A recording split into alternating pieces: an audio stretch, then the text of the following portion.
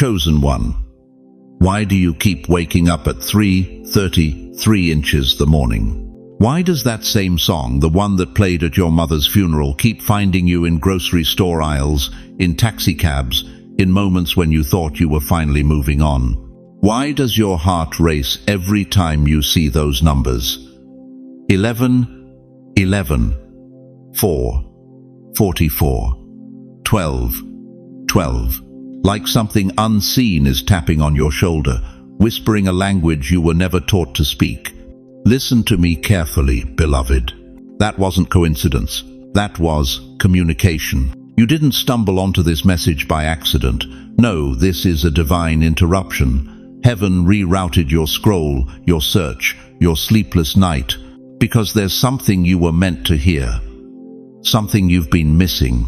Something that's been staring you in the face your entire life, disguised as tragedy, dressed up as delay, hidden inside every heartbreak you thought would destroy you. What if I told you that every repeated moment, every eerie déjà vu, every coincidence that made your skin crawl, was God's encrypted message? What if the very thing you called bad luck was actually a divine breadcrumb trail?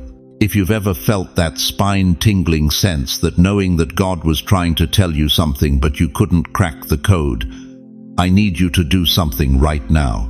Type in the comments, "I've seen the signs." Let heaven know you're listening. Let this community see how many souls are waking up at the same time. Before we go deeper, I want to pause and honor something sacred.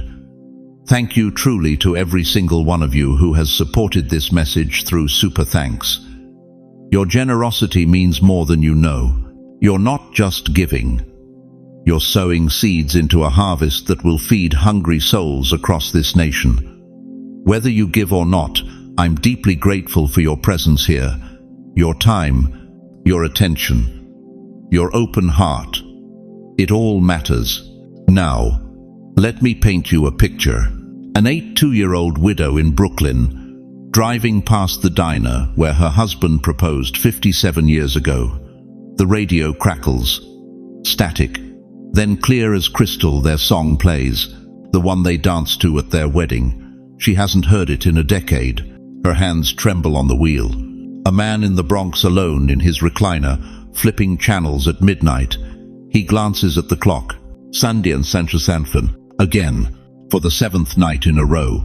What if every repeat, every delay, every door that slammed in your face was a secret sign you missed?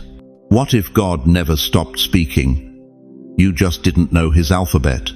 Tonight, beloved, we uncover the 7 hidden stages of a divine signal, the pattern that proves your story was never random, the code that reveals you were chosen long before you knew your own name. Do you ever wonder why some moments in your life felt like they were waiting for you before you even arrived? Why certain doors opened when you had no key? Why your grandmother's prayers from 1952 are still echoing in your bloodline today? Listen to me, dear one. What if I told you that every wrinkle on your face, every mistake you made, every loss that brought you to your knees was never outside of God's original plan? What if your entire existence, every breath, every heartbeat, every tear was pre-programmed into the mind of the Almighty before the universe even knew your name? You weren't born and then chosen. You were chosen and then born. There's a passage in Scripture that most people read but few truly feel. Jeremiah 1-5. Let me speak it over you right now. Before I formed you in the womb, I knew you. Before you were born, I set you apart. Read that again, slowly. Let every word settle into your spirit like rain on dry ground. Before I formed you. That means before your mother carried you. Before your father's DNA met hers. Before the doctor slapped your back and you took that first gasping breath in a Brooklyn hospital room in 1945, or a Bronx tenement in 1938, or a Queens basement in 1950, God already had his eyes on you. You think your story started the day you were born? No, beloved. Your story started in the council chambers of heaven, long before time had a clock, long before earth had a map. God sat in eternity and said, I need someone like them, someone stubborn enough to survive what's coming, someone tender enough to forgive after betrayal, someone strong enough to carry what I'm about to place in their hands.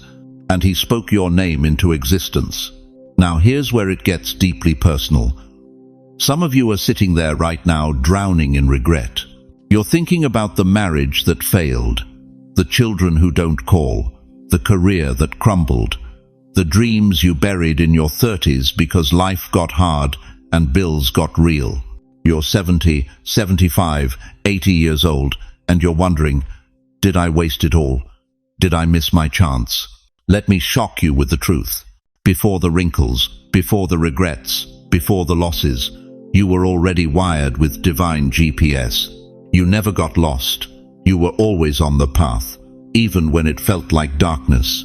Even when you were crawling through valleys you thought would bury you. God wasn't scrambling to fix your mistakes. He was using them to carve out the exact shape of vessel he needed you to become. Think about it like this. Imagine a radio signal broadcasting across the airwaves, clear, strong, constant. But the radio receiver hasn't been built yet. The signal is still there, isn't it? Still transmitting, still reaching, waiting for the moment when someone finally turns the dial and hears what's been playing all along. That's you. God's signal, His love, His plan, His purpose for your life was broadcasting before you ever had ears to hear it, before you had a heart to receive it, before you even knew you needed it. The message was already in the atmosphere. All you had to do was tune in. And here's the part that will break you open. You never found God. He was always finding you. Every time you thought you stumbled into church by accident, He orchestrated it. Every time a stranger said the exact words you needed to hear at 2 a.m. in a diner, He sent them. Every time you should have died but didn't, should have given up but couldn't, should have lost your mind but somehow held on, that was Him, reaching, calling, drawing you back to the signal that's been playing your entire life. Romans 8:29 says, For those God foreknew, He also predestined. Foreknew, past tense. Before anything happened, He already knew. He saw the affair. He saw the bankruptcy. He saw the diagnosis. He saw the funerals. And He still said, This one. I choose this one. You were never an accident. You were an appointment. So right now, I need you to do something that might feel strange, but will rewire the way you see your entire existence. I want you to say this out loud. Don't just think it, speak it. Let your voice shake the atmosphere around you. Let the walls of your apartment hear it. Let your own ears receive it. Say, I was known before I was born. Say it again. Louder this time. I was known before I was born. Do you feel that? That shift in your chest? That warmth crawling up your spine? That's not emotion, beloved. That's recognition. Your spirit is remembering what your mind forgot. You're tuning back into the signal, the one that's been calling your name since before the foundations of the earth were laid. This is why your life has felt like a battle from the beginning. This is why the enemy came for you early. This is why every step forward felt like you were walking through concrete, because hell saw the signal too. Hell heard the broadcast. And the moment you were born, alarms went off in the kingdom of darkness, because they knew this one is marked, this one is chosen, this one will not go quietly. You didn't just survive, dear one. You were preserved, protected, positioned. Every delay was actually divine timing.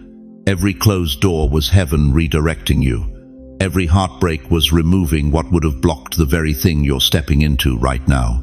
And now, at this stage of your life, when the world wants to retire you, when society wants to put you in a rocking chair and tell you your time is done, God is saying the exact opposite. Your signal is stronger now than it's ever been. Because you've been refined, tested, purified. You've walked through the fire and didn't burn.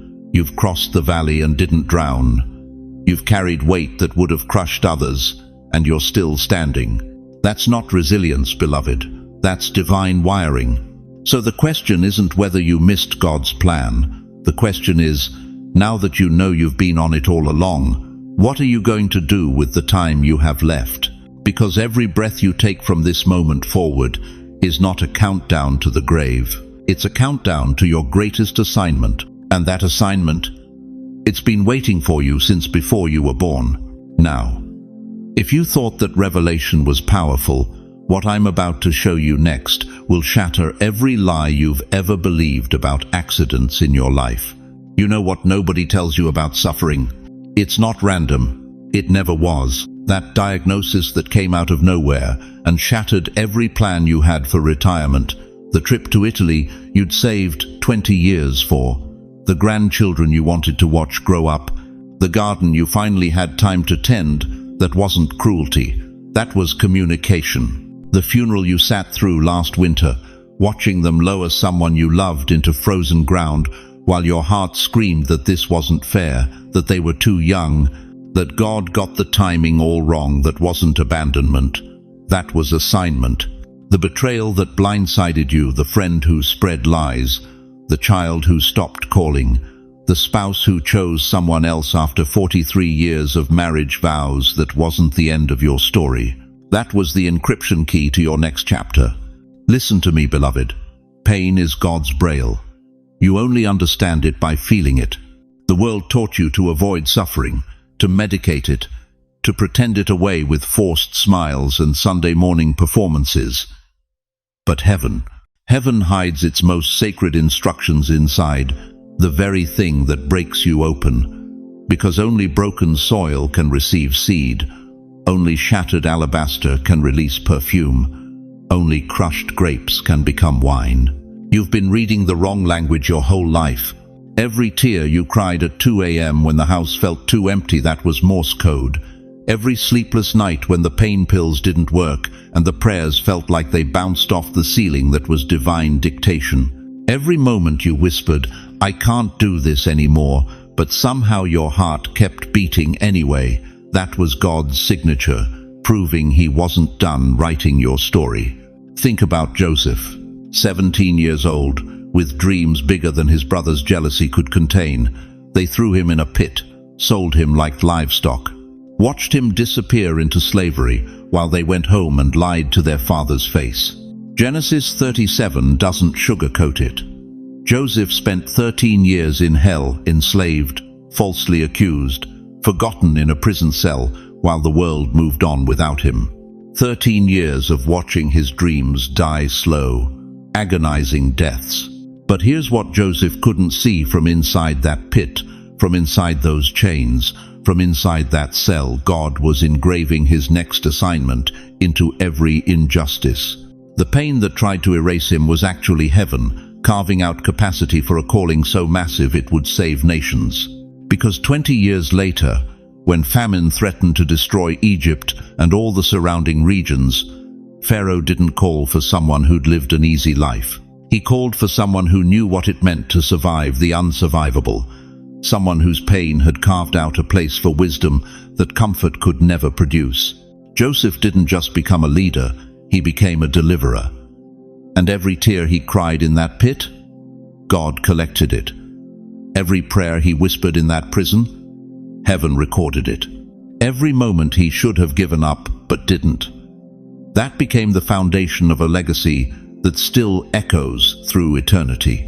You're reading this right now because you're living your own pit story, aren't you? Maybe it's the diagnosis the doctors can't fully explain. Maybe it's the loneliness that followed you home from the cemetery. Maybe it's the financial collapse that wiped out everything you worked for. Maybe it's the relationship that died and took a piece of your soul with it. But what if, and stay with me here, what if that pit isn't your prison? What if it's your preparation? Job understood this in ways most of us never will. A man who lost everything in a single day, his children, his wealth, his health, even his wife's faith. Sitting in ashes, scraping his sores with broken pottery, probably wondering why God would allow such complete devastation to someone who'd done everything right. Job chapter 2 verse 13 tells us his friends sat with him in silence for 7 days, because his suffering was too great for words.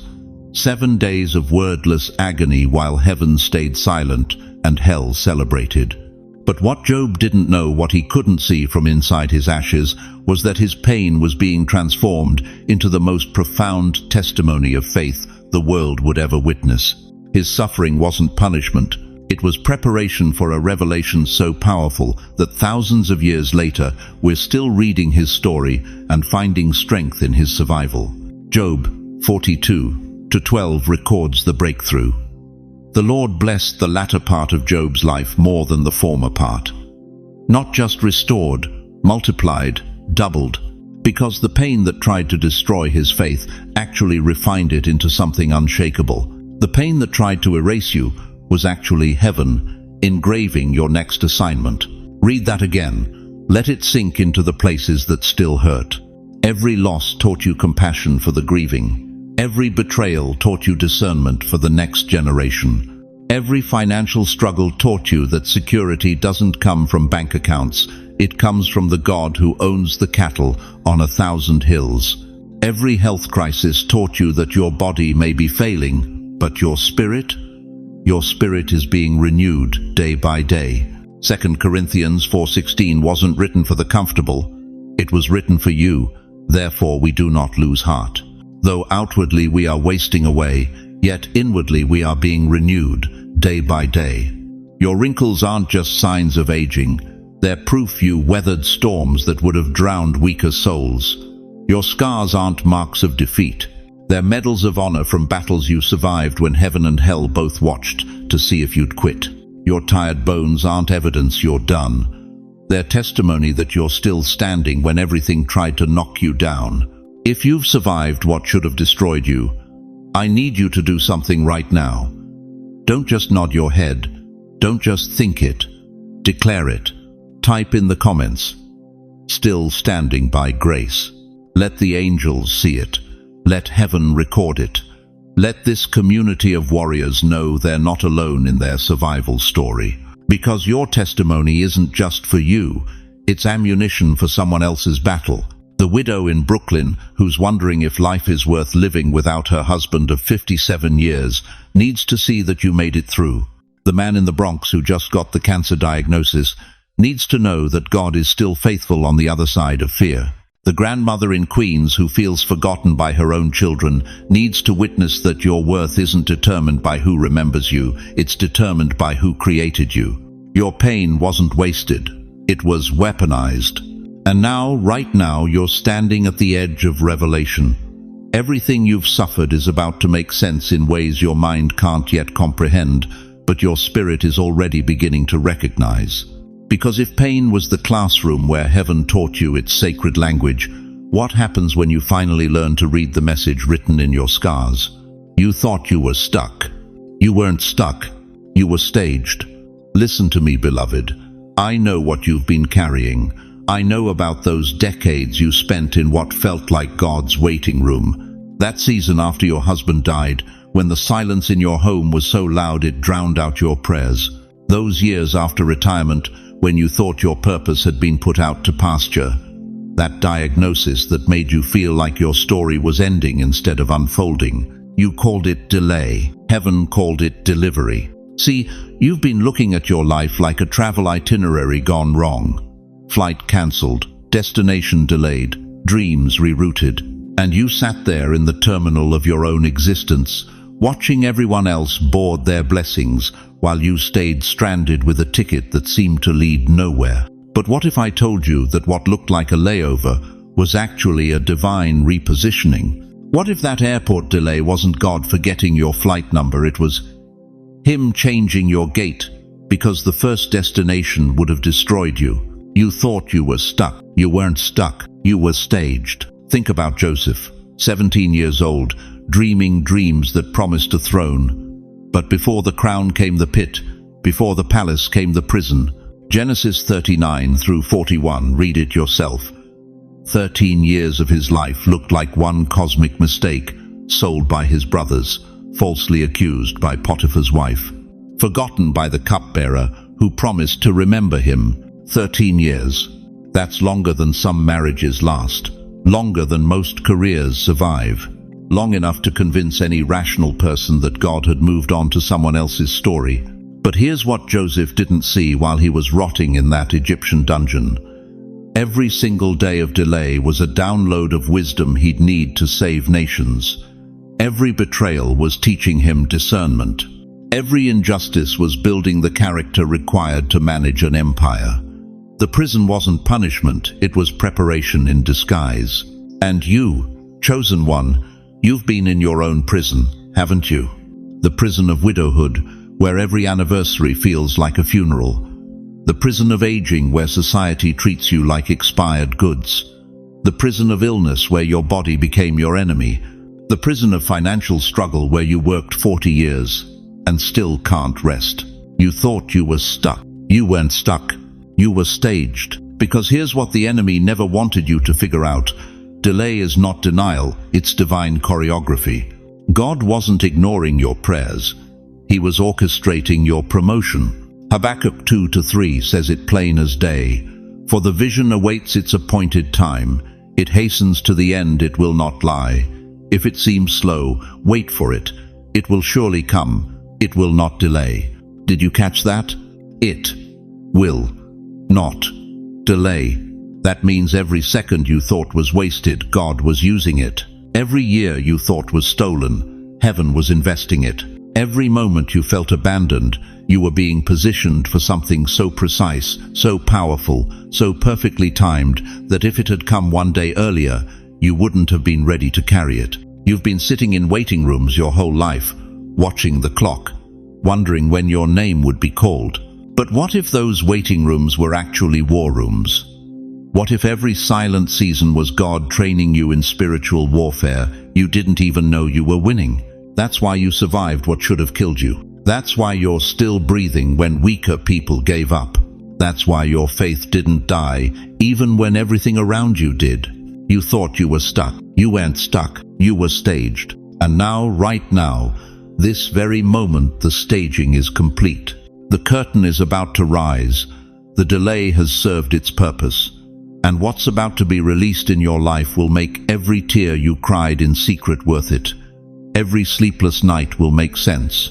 Every unanswered prayer will be revealed as a redirected blessing that was too good to arrive on your timeline. But I need you to do something that's going to feel strange. I need you to stop cursing your delays and start blessing them. I need you to stop resenting the waiting room and start recognizing it was the classroom where God taught you things that can only be learned in the dark. Right now, wherever you are, in your kitchen, in your car, lying in that bed you've cried yourself to sleep in too many times to count, I need you to whisper this. My waiting was working. Say it again. My waiting was working. Heaven hears whispers louder than shouts. And when you declare that truth, something shifts in the spiritual realm. The enemy loses his grip.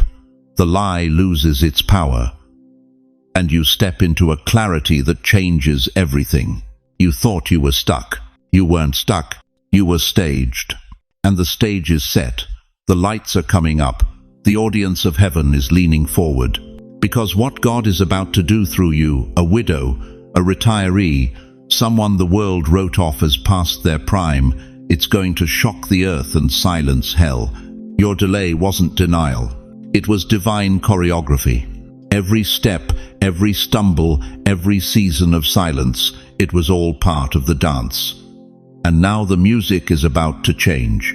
But here's the question that's going to haunt you if you don't answer it tonight. What if the biggest sign God gave you wasn't what you saw, but what you ignored? What if the very thing you dismissed as coincidence was actually the E-code to everything? What if the patterns you've been living through, the repeated numbers, the recurring dreams, the moments that felt like déjà vu weren't random at all, but heaven's handwriting across your story? You thought those were accidents. They weren't accidents. They were breadcrumbs, and it's time to follow the trail. You know what they don't tell you about signs from God? They don't arrive in burning bushes anymore. They arrive in grocery store receipts, in license plates, in the clock you glance at for the 100th time this month, and it reads 11, 11 again. You've been calling it coincidence, Heaven's been calling it conversation. Listen to me. Chosen one, you are not losing your mind. You are finding your assignment. And the enemy has worked overtime to convince you that the patterns repeating in your life are meaningless, because he knows the moment you decode them, everything changes. Let me ask you something that's going to cut deep. How many times has the same moment replayed in your life? The same number, the same name, the same song on the radio right when you were about to give up? How many times did you brush it off as random, when heaven was practically screaming your name? That widow in Brooklyn I told you about? The one whose husband's song played on the radio after 10 years of silence. She pulled over, wept, and for the first time since he died, she didn't feel alone. That wasn't Spotify's algorithm, that was God's. The man in the Bronx waking up at 3:33 every single night. He finally opened his Bible at 3 a.m., turned to Jeremiah 33:3, "Call to me and I will answer you, and tell you great and unsearchable things you do not know." The verse number matched the time. You think that's luck? No, beloved. That's providence wearing a disguise. God doesn't need to prove himself with spectacle anymore. He proved himself on a cross. Now he whispers, he winks, he hides breadcrumbs in the mundane, because only the humble will bend down to pick them up. The proud walk right past divine fingerprints every single day. You want biblical proof? Let me take you back. Balaam, a prophet who should have known better, was so blind to God's message that his donkey had to speak. Numbers 22. A donkey. God used a barnyard animal to interrupt a man's arrogance, because sometimes the most ordinary messenger carries the most urgent word. Gideon was hiding in a winepress, scared out of his mind, and God gave him a fleece test. Judges 6. Not a lightning bolt, not a heavenly chorus, a piece of wool, wet one morning, dry the next. Simple, repeatable, humble. And Peter, oh Peter, the man who swore he'd never deny Jesus. But before the rooster crowed, Jesus told him exactly what would happen. Luke 22:34. And when that rooster's voice split the morning air, Peter didn't just hear a bird, he heard his own failure, and God's foreknowledge colliding in one devastating holy moment. God has always hidden revelation in repetition. He's always spoken in patterns that only the spiritually awake can see. So let me ask you again, what keeps showing up in your life? Is it a specific Bible verse that keeps falling open when you're not even looking?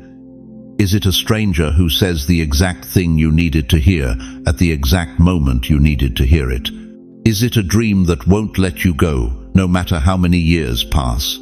Write it down, right now, in the comments. Not for me, for you, because the act of naming it pulls it out of the shadows. It gives God permission to confirm what he's already been saying. And here's the twist that's going to wreck you. Coincidence is just the camouflage of providence. What you've been dismissing as random is actually divine orchestration. God doesn't need credit. He doesn't need his name on the marquee. He just needs you to wake up, to notice, to stop scrolling past the miracles he's been embedding in your everyday life. That letter that arrived by mistake, the one with your old address forwarded 3 times that finally landed in your mailbox 6 months late. You opened it and found exactly the information you'd been praying for. Mistake or message? That person you bumped into at the pharmacy, someone you haven't seen in 20 years, and they mentioned a name, a place, a memory that unlocked something you'd been trying to remember for months. Chance or assignment? God is not loud anymore, beloved. He is precise. He doesn't shout over your noise. He slips notes under your door while you're sleeping. He arranges meetings you think are accidents. He orchestrates moments so specific, so personal, that when you finally see them, you can't deny it was him. But here's the urgency I need you to feel. If you keep ignoring the signs, they will stop coming. God doesn't chase, he invites. And if you keep walking past his invitations because you're too busy, too skeptical, too afraid of looking foolish, the whispers fade. The patterns pause, and you're left wondering why heaven feels silent when really you stopped listening. The tragedy isn't that God stopped speaking. The tragedy is that we stopped noticing. So here's what I need you to do, and I mean this with everything in me. Go back, right now, in your mind. Rewind the last 6 months of your life. What moment made you pause? What name kept popping up? What number followed you like a shadow? What dream woke you up with your heart pounding? Write it in the comments. Don't overthink it. Don't edit it. Just name it. Because, beloved, your sign might be the answer to someone else's prayer. The thing you thought was just for you. It might unlock a code someone else has been trying to crack for years. God doesn't waste patterns. He multiplies them. And when his people start comparing notes, when we stop hiding our holy coincidences out of fear of judgment, that's when the full picture emerges. That's when we realize we're not walking alone. We're walking in a divine conspiracy, a beautifully orchestrated plan where every saint is receiving pieces of the same puzzle. You are not crazy. You are chosen. And the signs you've been seeing, they're not accidents. They're appointments. But here's the question that's going to determine everything. Now that you see it, what are you going to do about it? Because recognition without response is just observation. And God didn't give you eyes to see so you could stay comfortable. He gave you eyes to see so you could move. So tell me, beloved, what sign have you been ignoring? What divine coincidence have you been too afraid to believe in? Name it. Claim it. Let heaven know you're finally paying attention. Because the code isn't broken. You were just reading it wrong. And now you're about to discover what happens when the chosen finally decode the signs that have been chasing them all along. Chosen one, I need you to stop for a moment, right where you are. Put your hand over your heart. Feel that. That's not just a heartbeat. That's the rhythm of a warrior who survived every battle they were never supposed to win. Now look at yourself. Really look. Not at what you've become, but at what you've been calling yourself for decades. Failure, too late, damaged goods, wasted potential. You've rehearsed those words so many times they became your identity. You wore shame like a second skin, convinced that every closed door, every loss, every moment of despair was evidence that God had given up on you. But what if I told you that you've been looking in the wrong mirror? You see, beloved, there are 2 mirrors in this life. The one the world holds up to you, cracked and distorted, showing you everything you're not. And then there's the mirror heaven holds, the one that reflects what God saw before you took your first breath. The problem is, you've been staring at the wrong reflection for so long, you forgot what truth looks like. You thought your stutter disqualified you. What God knew was that Moses would need a voice so broken, Pharaoh couldn't dismiss it as human eloquence. It had to be divine. You thought your failures made you unusable.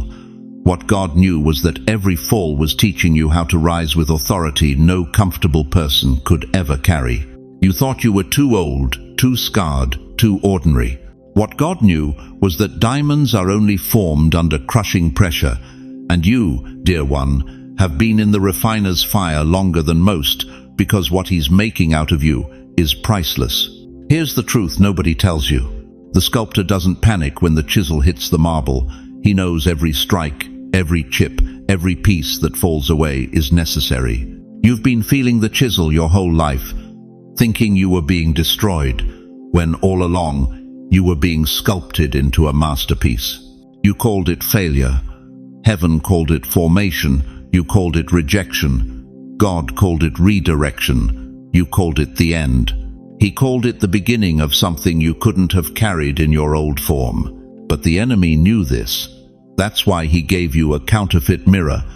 That's why every time you started to rise, he whispered, "Look at you. Look at what you've done. Look at what you'll never be."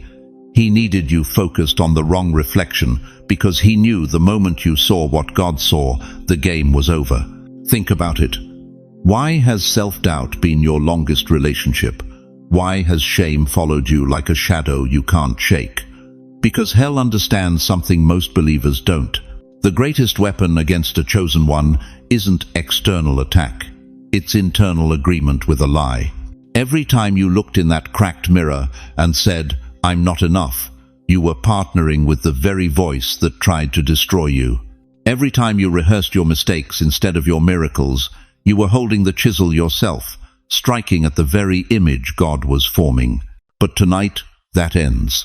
Because the sign you've been searching for in the sky, in circumstances, in other people's validation, it was never out there. It was in your reflection. The one heaven sees. The one you've been too afraid to look at because deep down you knew it would demand something from you. It would demand that you stop hiding, stop shrinking, stop apologizing for taking up space in a story God specifically wrote for you. 2 Corinthians 3:18 says, "And we all, with unveiled face, beholding the glory of the Lord, are being transformed into the same image from one degree of glory to another." Unveiled face. That means no more hiding behind shame, behind regret, behind the opinions of people who never had the vision to see what God placed in you. You thought you missed your moment. What God knew was that every delay was adding weight to your testimony. You thought you were forgotten. What God knew was that hiddenness is where kings are made, not platforms. You thought you were being punished. What God knew was that you were being prepared for an assignment so specific. Only someone with your exact scars, your exact story, your exact resilience could carry it. But here's where the revelation cuts deepest. You're not just discovering who you are, you're remembering who you've always been. This isn't new information. This is ancient truth your spirit has been trying to tell you every time you refused to quit, every time you chose hope over bitterness, every time you got back up when everything in you said stay down. That stubborn refusal to give up, that wasn't human willpower. That was divine DNA. That was the part of you that never forgot, even when your mind did. That was the chosen one inside you, refusing to die no matter how many times the enemy tried to bury you. You thought persistence was desperation. What God knew was that it was prophecy. It was you, instinctively moving toward your destiny even when you couldn't see the path. Even when everyone around you said, "Let it go," something in you whispered, "Not yet." So here's what I need you to do, and I need you to do it out loud, right now, wherever you are. Say these words: "I forgive myself for not seeing sooner." Say it again, louder this time.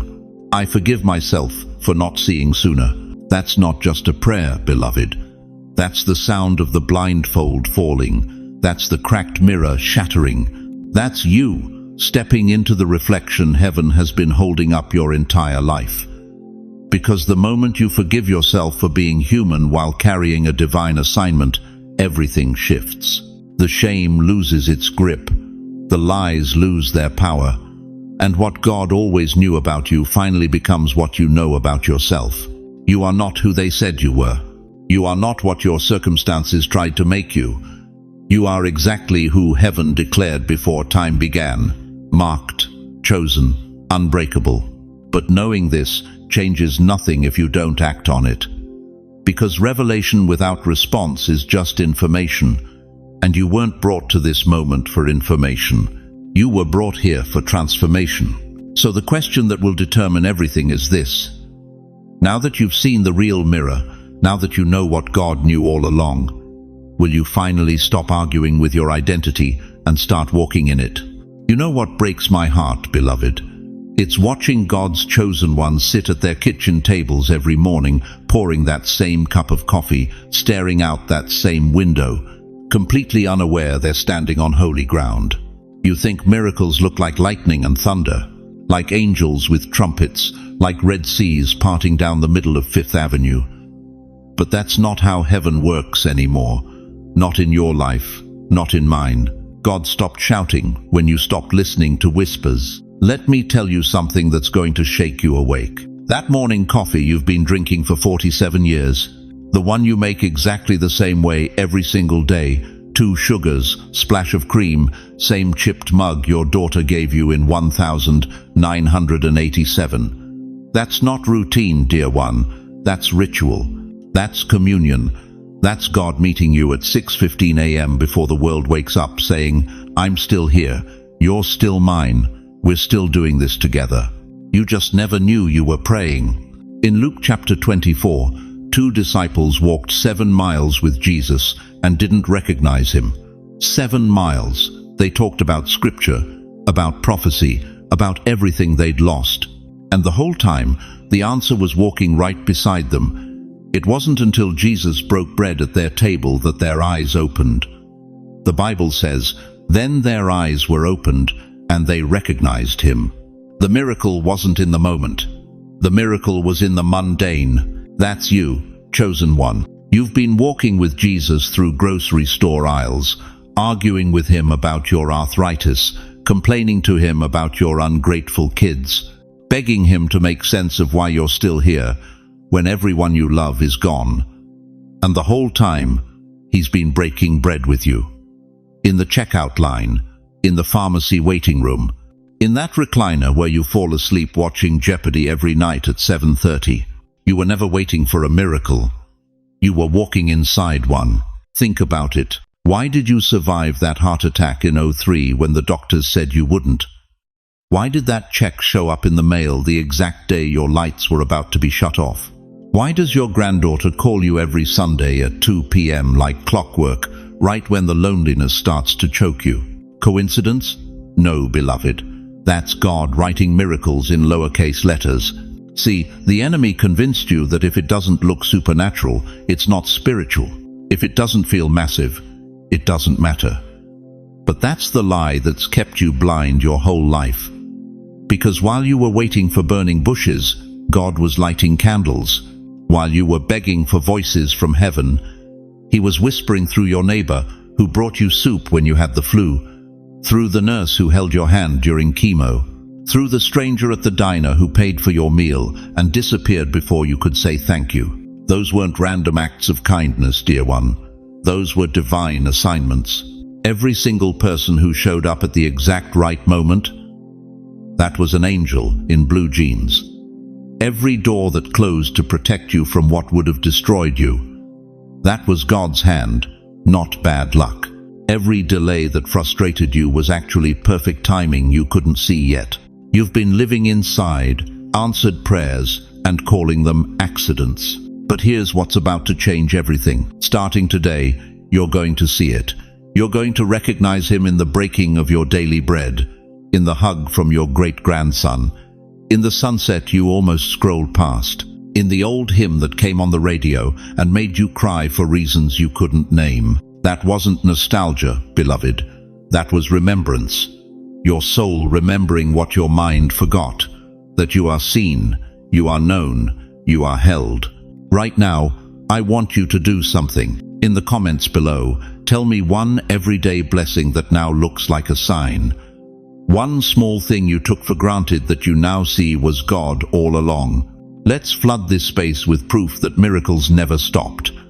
We just stopped noticing. Because once you see it, you can't unsee it. And once you know you've been walking with him all along, everything changes. But here's the question that's going to follow you into the next chapter of this revelation. If God's been hiding miracles in your mornings, what else has he hidden in plain sight that you've been calling ordinary, chosen one? Let me tell you something that's going to shake the very foundation of every lie you've ever believed about yourself. Right now, as you're listening to these words, there's a case being tried in the high courts of heaven. And you, yes, you are the defendant. Hell has been the prosecutor for decades, hasn't it? Every morning you wake up, the accusations start. Failure. Mistake. Too late. Too broken. Too old. The enemy stands before the throne, pointing his bony finger at your past, your scars, your so-called missed opportunities. He presents Exhibit A, that marriage that crumbled. Exhibit B, those children who stopped calling.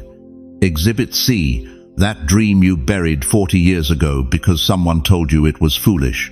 But beloved, do you know what happens in heaven's courtroom when the enemy thinks he's winning? The judge stands up, and Isaiah 54:17 thunders across eternity. No weapon formed against you shall prosper, and every tongue which rises against you in judgment you shall condemn. Every single accusation overruled. Listen to me carefully. Hell thought your survival was an accident. The devil convinced himself that you barely made it through by sheer luck, that you crawled across the finish line half dead, unnoticed, unremarkable. But heaven has been taking notes. Every tear you cried at 3 a.m. recorded. Every prayer you whispered when your voice was too weak to speak heard. Every time you got back up when staying down would have been easier witnessed. You want to know why the warfare intensified when you got older? Because hell realized something terrifying. You weren't just surviving, you were testifying. Your very existence became evidence that God keeps his promises. Your wrinkled hands that still fold in prayer, that's Exhibit A for the prosecution of darkness. Your tired knees that still bend before the altar, that's Exhibit B that the enemy can't refute. Revelation 12:11 declares, "They overcame him by the blood of the Lamb and by the word of their testimony." Your testimony, beloved. Not someone else's, not the preacher's, not the younger generations. Yours. The one written in hospital waiting rooms and divorce papers and bankruptcy notices. The one carved into sleepless nights and empty chairs at the dinner table. That testimony is the weapon hell fears most, because it can't be cross-examined, it can't be discredited, it simply is. But here's where it gets earth-shattering. You've been searching for signs from God your whole life. You've been waiting for burning bushes and voices from heaven and miraculous interventions that make the evening news. You've been looking up, looking out, looking everywhere, except the one place where the sign has been standing all along. The mirror. The secret sign you missed wasn't a message from God. It was you. You still breathing after the diagnosis they said would take you. You still believing after the betrayal that should have killed your faith. You still loving after loss taught you that everything you hold can be taken. Your survival wasn't luck. Your faith wasn't stubbornness. Your endurance wasn't human willpower. It was heaven speaking. Every morning you woke up when you wanted to stay asleep, that was the sign.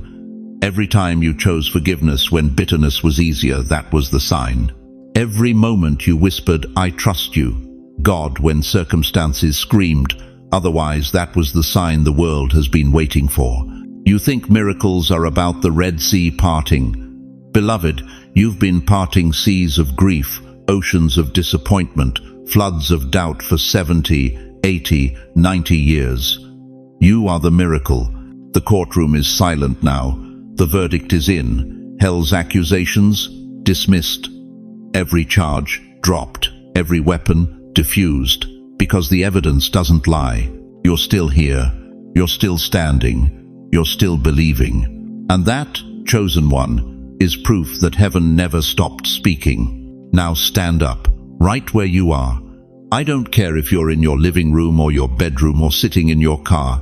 Stand up and declare with every ounce of breath left in your lungs, "I am the sign." Say it again. Louder. I am the sign. Because the miracle the world is waiting for isn't coming from the sky. It's already breathing through you. And what comes next will prove it beyond any shadow of doubt. Chosen one, close your eyes for just a moment. Go back with me, back to that hospital room in 1987, when the doctor said the words that split your life in two. Back to the kitchen table where you signed divorce papers with trembling hands while your children slept upstairs. Back to that funeral, the one where you stood alone by the casket, wondering if God had forgotten how to answer prayers. You remember it as the day everything ended. But what if heaven remembers it as the day everything began? You see, beloved, there's something the enemy has been hiding from you for decades. Something so profound, so earth-shattering, that if you truly understood it, you'd fall to your knees right now and weep not in sorrow, but in holy awe. God is not a passive observer of your pain. He is the divine editor of your story. And right now, at this very moment, He's rewinding the film reel of your life, not to replay your trauma, but to reframe your testimony. Listen to me carefully. That moment you've been running from? That memory that still wakes you up at 3 a.m. drenched in regret? That scene you've been begging God to erase from your history? Heaven never cuts scenes. It reframes them. Think about Joseph in Genesis 50-20. His brothers sold him into slavery. 13 years of his life stolen, imprisoned for a crime he didn't commit, forgotten in a dungeon while his innocence rotted in the dark. But when he finally stood face to face with the very brothers who betrayed him, he didn't see villains. He saw instruments. "You intended to harm me," he said, "but God intended it for good to accomplish what is now being done, the saving of many lives." Do you hear that? You intended harm, God intended good. Same event, same pain, same betrayal, but two completely different scripts. One written by hell, one directed by heaven. And here's the part that's going to shatter you, dear one. God has been using that same divine editing power on your story right now. While you've been calling it a mistake, He's been calling it a setup. While you've been drowning in shame, He's been designing your stage. That marriage that fell apart? It wasn't the end of love, it was the beginning of learning what unconditional love really means. That bankruptcy that left you eating canned soup for months? It wasn't failure, it was freedom from trusting in money more than the provider. That diagnosis the doctor said would kill you? You're still here, aren't you? Still breathing. Still standing. Still chosen. That wasn't survival, beloved. That was a sign. Romans 8:28 doesn't say some things work together for good. It says all things, every single frame of your film, every tear-stained scene. Every moment you thought God looked away, He was actually leaning in closer, whispering to the angels, "Watch this. Watch what I'm about to do with their pain."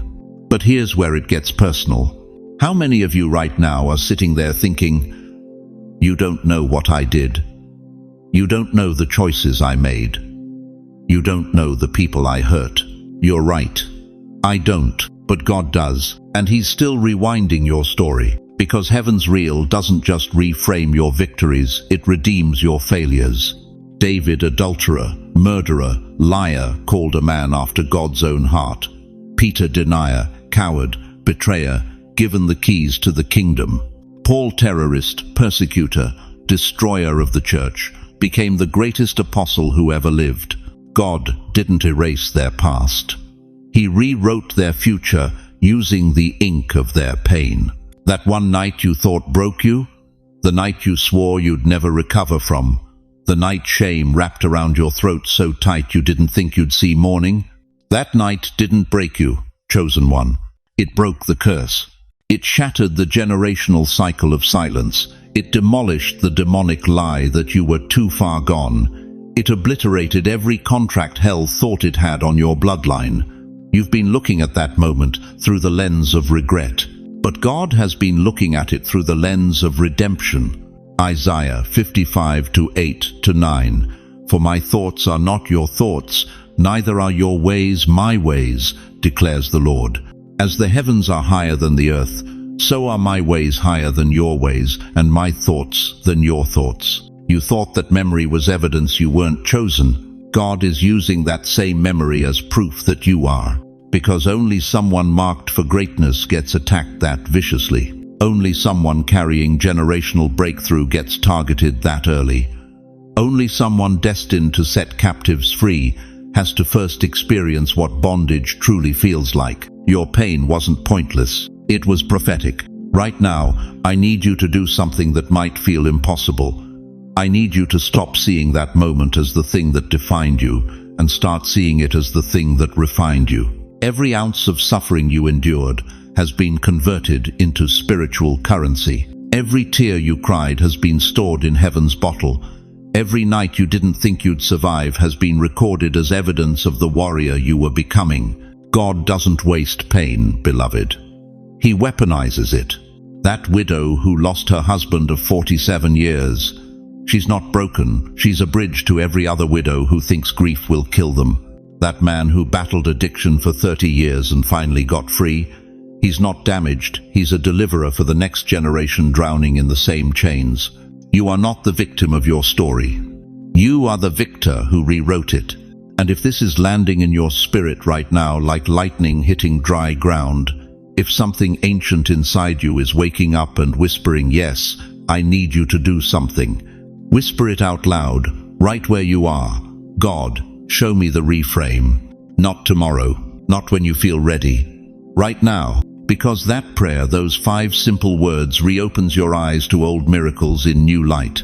It gives heaven permission to pull back the curtain and show you what's really been happening while you thought you were just surviving. You weren't surviving, chosen one. You were being prepared. And the story God has been editing in secret, it's about to premiere in public.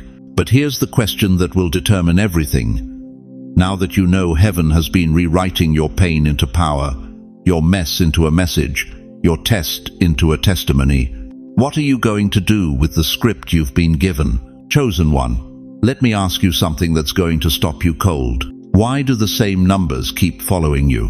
Why does 1111 show up on every clock, every receipt, every random glance at your phone? Why does that one date, maybe it's your mother's birthday, maybe it's the day you lost everything, why does it keep circling back like a ghost that won't rest?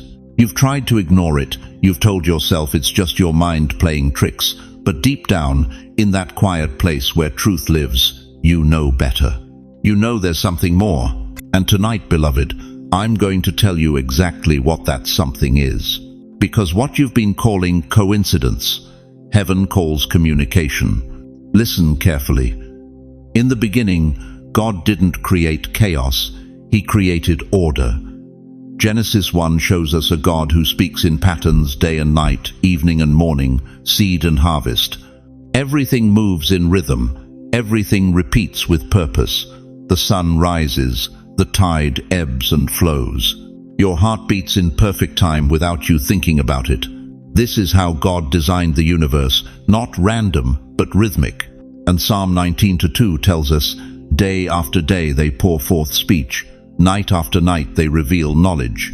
Creation itself is preaching. The stars, the seasons, the cycles you see all around you, they're not silent, they're speaking. But here's what most people miss.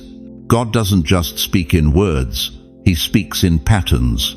He hides messages in repetition because the broken heart hears rhythm before it understands language. A mother hums to a crying baby, not with explanations, but with melody. God does the same with you. You thought it was random, but it was rhythm. You thought it was chaos, but it was code. Now stay with me, because this is where it gets personal. That number you keep seeing, that's not your imagination running wild. That's God tapping on the door of your consciousness, saying, pay attention, I'm about to show you something. That song that keeps playing, the one that breaks your heart every time, that's not the universe being cruel. That's divine orchestration, a melody meant to remind you that you're not forgotten. Think about Moses at the burning bush. Exodus 3. He's walking past the same desert he's walked 1,000 times. But this time, something's different. The bush is on fire, but it's not burning up. It's repeating the same miracle, burning, burning, burning, until Moses finally stops and says, I need to see this. God could have spoken from the sky. He could have sent an angel, but no, He used a pattern fire that wouldn't consume to capture the attention of a man who'd been running for 40 years. That's what He's doing with you right now. He's been burning the same bush in your life over and over, waiting for you to stop, turn around and say, God, what are you trying to tell me? Here's the truth that's going to shake you. Coincidence is the echo of unrecognized prophecy. Read that again. Let it sink in. Every coincidence you've ever experienced was actually a prophecy trying to break through. Every repeated moment was God saying, this is significant, don't miss this. But you were too busy, too tired, too convinced that nothing supernatural could happen to someone like you. So you dismissed it. You moved on, and the pattern kept repeating, louder, closer, more urgent. Because heaven doesn't give up on you just because you gave up on yourself. Let me tell you about Sarah. She's 78 years old, living in Queens. Her husband died on March 14th, 23 years ago. And every year since, something strange happens on March 14th. A tire blows out. A pipe bursts. A call comes from someone she hasn't spoken to in decades. Every single year. For 2 decades, she called it bad luck. But this year, on March 14th, her grandson, who never calls, phones her out of the blue. He's in crisis, broken, suicidal. And Sarah, because of 23 years of March 14th coincidences, was prepared. She knew exactly what to say. She'd been through enough pain on that date to carry his. That wasn't coincidence. That was divine rehearsal. God had been training her, year after year, through those painful patterns, so that when the moment came, when a life hung in the balance, she would be ready. Now I need you to think about your own life. What pattern has been following you? Is it a time of day when clarity hits you like lightning? Is it a specific struggle that keeps resurfacing no matter how hard you fight it? Is it a dream that won't leave you alone? A vision that flashes in your mind at the strangest moments? Stop dismissing it.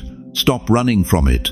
Stop calling it trauma or coincidence or bad wiring in your brain. That's God's Morse code, tapping on your soul. And if you ignore it long enough, you won't just miss a message, you'll miss a mandate. You'll miss the very thing you were born to do, the life you were meant to save, the legacy you were called to build. The enemy knows this, by the way. That's why he works overtime to convince you it's nothing. It's just stress, he whispers. It's just your age. It's just life being life. But you know better now, don't you? Because the God who set the stars in motion, who commanded the seas to stop at the shore, who breathed life into dust, that same God is speaking to you. Not in audible words, but in the language of divine repetition, in numbers that won't leave you alone, in moments that echo through time. He's saying, wake up, remember, you are not ordinary, you are not forgotten. You were marked before you were made, and this pattern I'm showing you, it's your roadmap home. So right now, I need you to do something. Pause this video, go to the comments, and write down one pattern that's followed you your whole life. Just one. Maybe it's a number, maybe it's a name, maybe it's a place you keep ending up no matter how far you run. Write it down, because heaven often speaks through the things you overlook. And when you name it, when you acknowledge it, you give God permission to decode it. You give him permission to turn that echo into an answer. But here's the question that's going to haunt you tonight. If God has been speaking to you in patterns all this time, what else have you been missing? What other signs have been right in front of you, disguised as ordinary, waiting for you to see them with spiritual eyes? Because, beloved, the patterns you've been seeing, they're just the beginning. They're the breadcrumbs, and the trail they're leading you down. It's about to reveal something that will change everything you thought you knew about your purpose, your pain, and the reason you're still here. You know what's been tearing you apart all these years, chosen one? It's not that you couldn't hear God. It's that you've been shamed into doubting what you heard. Every time you felt that stirring in your spirit, that knowing deep in your bones that something was about to shift, someone told you it was anxiety. When you sensed danger before it arrived, they called it paranoia. When you dreamed dreams that came true 3 weeks later, they labeled you superstitious. When you walked into a room and felt the heaviness of unseen warfare, they said you were being dramatic. But you weren't crazy, beloved. You were sensitive, and there's a cosmic difference between the two. The world has built an entire empire on logic, reason, and proof. Show me the data. Give me the evidence. Where's the research? And so you learn to distrust the very gift God planted inside you before you took your first breath. You started second-guessing the whispers, questioning the confirmations, apologizing for the discernment that has saved your life more times than you can count. Listen to me carefully. You've been fighting a war you didn't even know you were in, a war between interpretation and intuition, between what your mind was trained to accept and what your spirit has always known, between earthly grammar and heavenly language. Proverbs 3:5 says it plainly, "Trust in the Lord with all your heart, and lean not on your own understanding." Not some of your heart, all of it. That word understanding in Hebrew, it's bina. It means human reasoning, intellectual comprehension, the stuff you can measure and calculate and defend in a debate. And God says, don't lean on that. Because faith, dear one, is the language of the heart, not the logic of the mind. Picture this with me for a moment. There's a courtroom inside your mind. It's been there your whole life. On one side sits reason, sharp suit, briefcase full of facts, cross-examining every spiritual experience you've ever had. Prove it, reason demands. Show me evidence. Where's the logic? On the other side sits revelation, quiet, humble, carrying nothing but a burning lamp. Revelation doesn't argue, doesn't defend, just knows. And for 70, 80, 90 years, you've let reason win every case. You felt the Holy Spirit nudge you to call your daughter at 2 a.m., but reason said, don't be ridiculous, she's sleeping. So you didn't call. And the next morning you found out she'd been in the emergency room all night, crying out for you. You sensed you shouldn't take that business deal, but reason said, the numbers make sense, don't be foolish. So you signed, and 6 months later, everything collapsed. You knew that person wasn't safe, but reason said, give them the benefit of the doubt, don't judge. So you stayed, and the betrayal nearly destroyed you. How many times, beloved, how many times have you chosen the courtroom over the whisper? Here's the truth that's going to set you free tonight. You didn't misread God. You just tried to translate a heavenly whisper with earthly grammar. God speaks in frequencies your mind wasn't designed to decode. He communicates in dreams, in repetition, in divine interruptions, in that still, small voice that Elijah heard in 1 Kings 19, not in the earthquake, not in the fire, not in the wind, but in the whisper that said, don't go. The whisper that said, wait. The whisper that said, this is the one. The whisper you've been ignoring because it didn't come with a PowerPoint presentation. But I'm here to tell you something that's going to break every chain of doubt the enemy wrapped around your discernment. Your intuition is not your enemy, it's your inheritance. John 10:27, Jesus himself said, my sheep hear my voice and I know them, and they follow me. Not my sheep might hear my voice if they get a theology degree. Not my sheep hear my voice if they're young enough, smart enough, or holy enough. My sheep hear my voice. Present tense, active, alive. And you, chosen one, you've been hearing it all along. But somewhere along the way, the world convinced you that hearing required validation, that knowing required consensus, that faith required footnotes. No, faith requires trust. And trust requires you to silence the courtroom and honor the whisper. Because that whisper, that intuition, that gut feeling you've been dismissing as just your emotions, that's the Holy Spirit trying to save your life, redirect your steps, and align you with the divine assignment you were born to fulfill. You've been at war with yourself long enough. It's time to call a ceasefire. Right now, wherever you are, I want you to do something that might feel uncomfortable. Place your hand on your heart. Feel it beating. That rhythm isn't random, it's divine. It's the drumbeat of heaven echoing in your chest. And I want you to say these words out loud. I trust the whisper again. Say it. Even if your voice shakes, even if doubt tries to choke the words, even if reason stands up in that courtroom and objects, I trust the whisper again. Because, beloved, that whisper you've been silencing, it's about to become a roar. God is done with you apologizing for your discernment. Done with you shrinking because someone called you too sensitive. Done with you second-guessing the very voice that has been guiding you since before you could walk. The war is over, and Revelation just won the case. But here's what you need to understand as we move forward, and this is where everything shifts.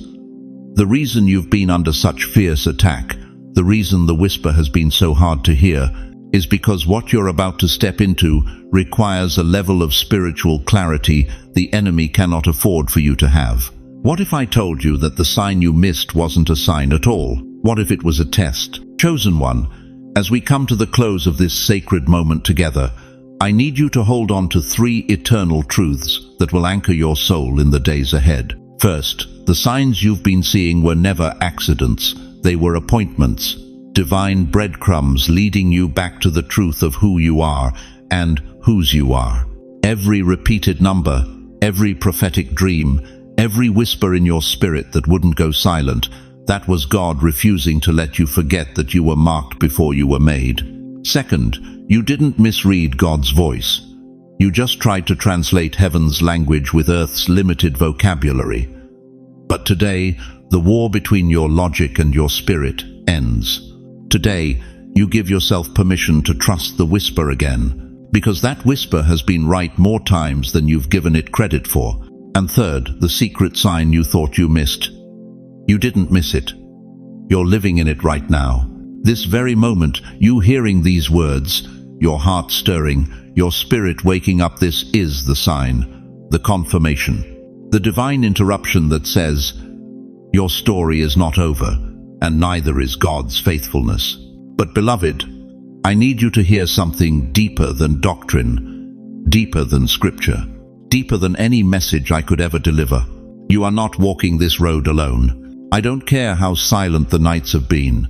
I don't care how many people walked away when you needed them most. I don't care if you've been sitting in that same chair for the last 10 years, wondering if anyone even remembers your name.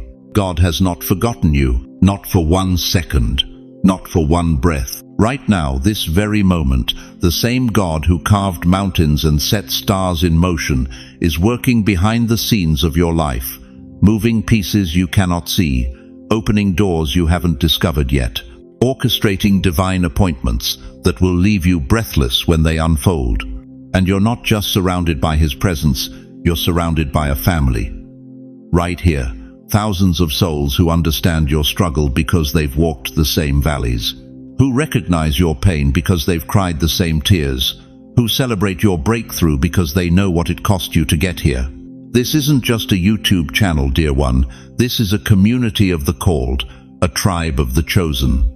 A sanctuary for those who've been told they're too sensitive, too old, too broken, too late, but refuse to believe the lie. So let me ask you this, and let it settle deep in your spirit. Now that you know the whisper was real, what will you do with it? Will you go back to silencing what God is speaking? Or will you finally, fully, unapologetically step into the truth that you were born to carry? Before I release you, I want to pray over you. Not a casual prayer, not a religious formality, but a prophetic intercession, the kind that shifts atmospheres and breaks chains. So wherever you are, I want you to close your eyes. I want you to receive these words not just in your mind, but in the marrow of your bones.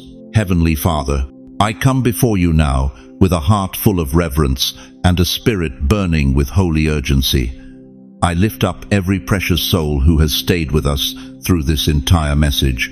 Lord, you see them. You know their name. You've counted every tear they've cried in secret, and you've collected every prayer they whispered when hope felt impossible. Father, I thank you for the signs you've been sending. Thank you for refusing to let them go. Thank you for the repeated numbers, the prophetic dreams, the divine interruptions that wouldn't let them settle for less than your best. Even when they doubted, you kept speaking. Even when they couldn't hear, you kept whispering. And now, Lord, I pray for a supernatural shift. I pray that every ounce of confusion be replaced with clarity, every shadow of doubt be flooded with light, every chain of fear be shattered by faith. I speak peace over their restless nights. I speak healing over their weary hearts. I speak breakthrough over every area where they've been stuck, stagnant, or silenced. God, place your hand on their shoulder right now. Let them feel your presence like a warm blanket in the coldest season. Remind them that they are loved beyond measure, called beyond their circumstances, and equipped beyond their limitations. Open the doors that have been shut too long. Restore the relationships that have been fractured. Provide where there has been lack. Heal where there has been pain. And ignite the gifts that have been dormant for decades. Father, let this be the turning point. The moment everything changes, let the whisper they've been hearing become the roar that shakes their destiny into motion. Let every sign they thought they missed become confirmation that you have been with them all along. I pray for divine appointments in the days ahead. Send them the right people at the right time. Give them dreams that direct and visions that clarify. Let your favor follow them into every room, every conversation, every decision. And Lord, surround them with a community that sees them, supports them, and stands with them. Let them never feel alone again. Let this tribe become a family, a refuge, a place where the chosen ones can finally rest in the truth of who they are. We seal this prayer in the mighty, matchless, all-powerful name of Jesus Christ, the name above every name, the one who hears every whisper and answers every cry. Amen. Now, beloved, if this message stirred something deep in your spirit, don't let it end here. I want to hear from you. Drop a comment below and tell me, what sign have you been seeing? What whisper have you been ignoring? What part of this message hit your soul the hardest?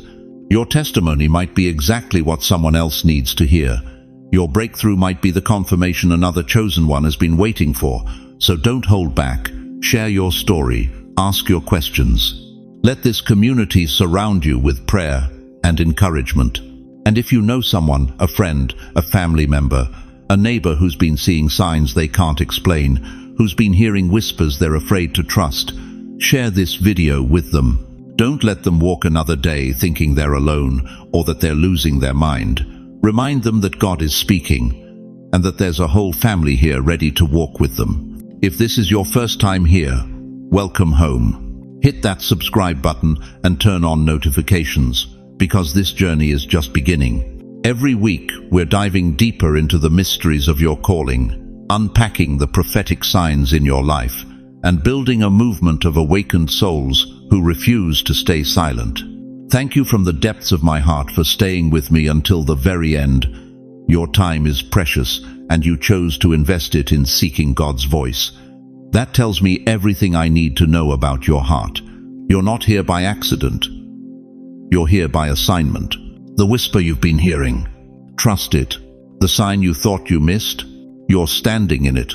And the God who started this work in you, He's faithful to complete it. Go in peace, chosen one. Walk in power, and never forget you are seen, you are heard, and you are never, ever alone. Until we meet again, may the light of heaven guide your steps and the whisper of God become your loudest truth.